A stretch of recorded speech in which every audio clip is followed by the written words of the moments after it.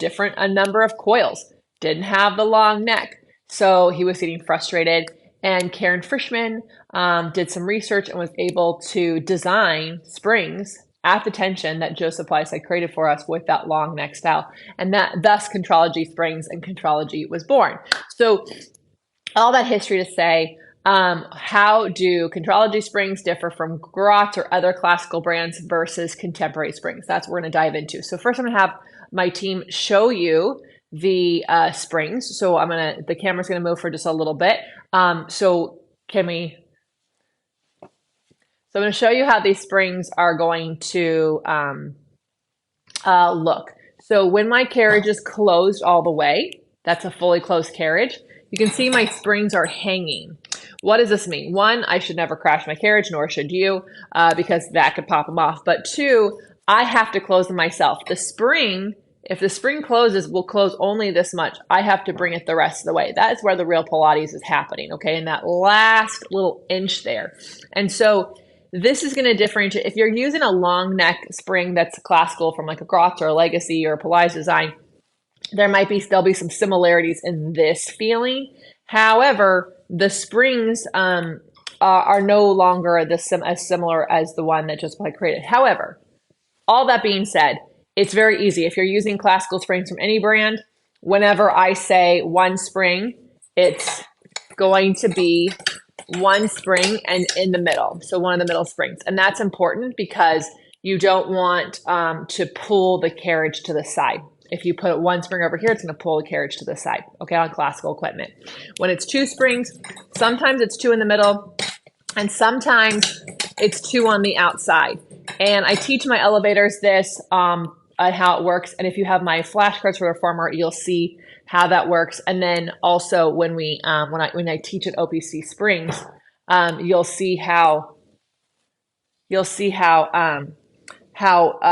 this works, because you want room for your heels for tendon stretch and your booty for semicircle. So that's why you'll go two on the outside, but eventually you end up back with two on the inside. And what's really great about that is when you want to rotate your springs to make sure they're lasting, you can just switch the outside with the middle springs and you can make your springs last longer. Okay. So all classical springs are going to be easy. If it's one spring, it's one spring. If it's two, it's two. It's three, it's three, right? And all of them weigh the same. Now, if you're using contemporary equipment, thank you, Brad, for showing off these springs. If you're using like a Peak or a Balanced Body or any other brands where they have different colors for different weights, of course, they all happen to use the same colors, but not weight them the same. So I'm unable to say yellows are this and reds are this. But what I can say is when I work with Balanced Body, if I'm doing 4 springs on a reformer, typically I'm looking at 3 red and a green, or depending on the body, maybe it's 2 red, 2 greens. I like heavy springs and footwork, and that's because it is part of the warm-up. It's helping you get your legs to your center. When I'm working with 2 springs, I usually use a medium and a heavy. Okay, so that will go across all brands. Use a medium and a heavy, sometimes 2 mediums. But the problem is a lot of times people get too light in the spring choices that they use, and they use it across the board for all people.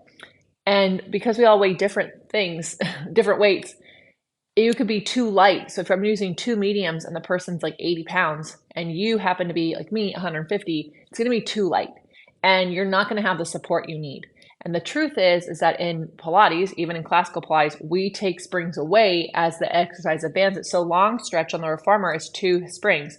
When I'm teaching you, I have 2 springs in the middle.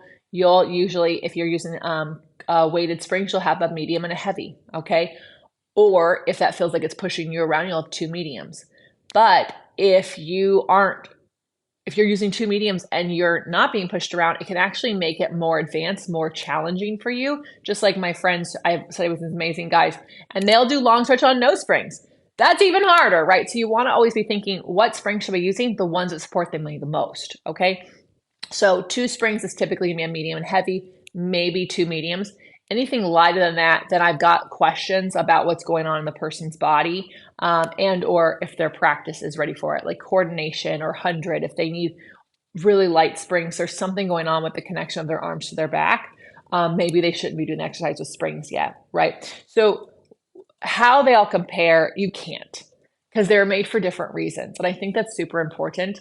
I had someone ask a question about my one to chair not having a split pedal, and doesn't that mean I'm losing out on exercises? And I said no, because that's not the exercises that Joseph Pilates created, which is what I teach. Now, that doesn't mean if you teach on a split pedal, there's something wrong with you. There's not.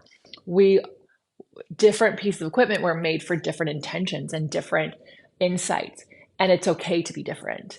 And so what I would just say is, if you are working with a reformer, you're taking classes with someone using a classical piece of equipment, you just know are going to use a little bit heavier until you become more advanced, and then you'll lighten your load and you'll challenge yourself in that way. I also really love to use one red spring or one medium spring in case it's a different brand you're working with on teaser or rowing, because it doesn't push you around and you have to work to close the spring better.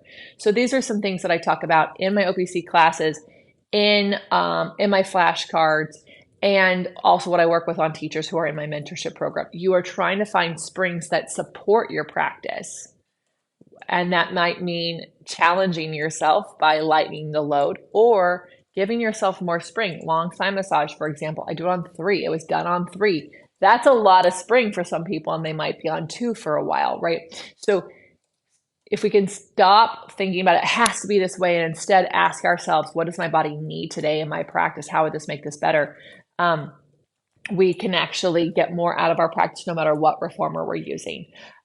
Now, for those of you who are using a reformer that has a bungee cord, all of this is going to be a little hard to translate. And it's just because they don't work the same, a bungee cord versus a spring. However, do the best you can, thinking like which ones are actually supporting my practice, which ones are helping me feel supported in my center, or which ones do I feel like I'm being pushed around. If you feel like you're about to fly off your reformer, or you're being scrunched in your spine, then it's too much load for you right now. And we have to get more connections from our legs to our bodies. All that to be said, if you are not an OPC member yet, you can go to onlinepilatesclasses.com/YouTube to get a trial offer. If you're wanting to test out what it's like to do some work with us, go to opc.me/challenge and choose the challenge that works for you. They're all accountability challenges, and we love supporting you. So leave your questions in the comments below. We'll go live on Sundays at 9 a.m. Pacific time to answer those questions. If you haven't yet subscribed to this channel, please do. It really means a lot to me. It's how channels like this can continue to grow, is by subscribers. So please make sure you've subscribed and hit the notifications button so you never miss a video from us. Thank you and have an amazing day.